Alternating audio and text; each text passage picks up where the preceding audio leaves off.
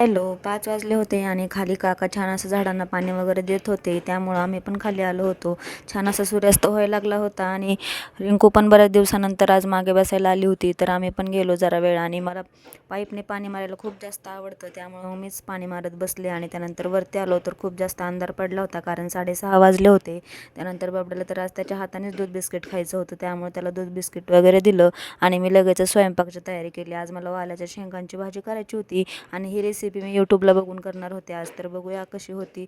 माझा स्वयंपाक होतोय तोपर्यंत बाबड्या अशी नाटकं करत होता. आजी कशी चालते तर हीच नाटकं करून दाखवत होतं मला. असं वाकून वाकून चालत होता. तर मी भाजी करण्यासाठी शेंगदाणे, कांदा आणि लसूण छान असा भाजून घेतला होता तेलामध्ये. छान त्याचं वाटण वगैरे केलं आणि त्यानंतर मग शेंगा 5 ते 10 मिनटं छान अशा परतून घेतल्या तेलामध्ये आणि त्या काढून घेतल्याने लगेच आपण केलेला मसाला छान असा त्यामध्ये परतून घेतला आणि घरगुती सगळे मसाले टाकले, लाल तिखट वगैरे. आणि त्यानंतर मग लगेचच भांडे वगैरे पडलेले होते, ते पण घासून घ्यावे म्हटलं तोपर्यंत.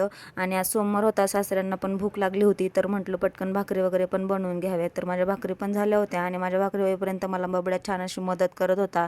त्याने भांडे रॅकला लावत होता. तर सासऱ्यांना लगेच जेवायला वाढलं आणि बबड्याचे पप्पा आले. तर बबड्याच्या पप्पांनी हातपाय वगैरे धुतले आणि सगळे जेवण करायला बसले. पर्यंत बबड्याला छान असं स्वेटर वगैरे घातलं, डायपर वगैरे घातलं आणि त्यालाही झोपवण्याची तयारी केली. तर असा होता आजचा दिवस. चलो बाय बाय.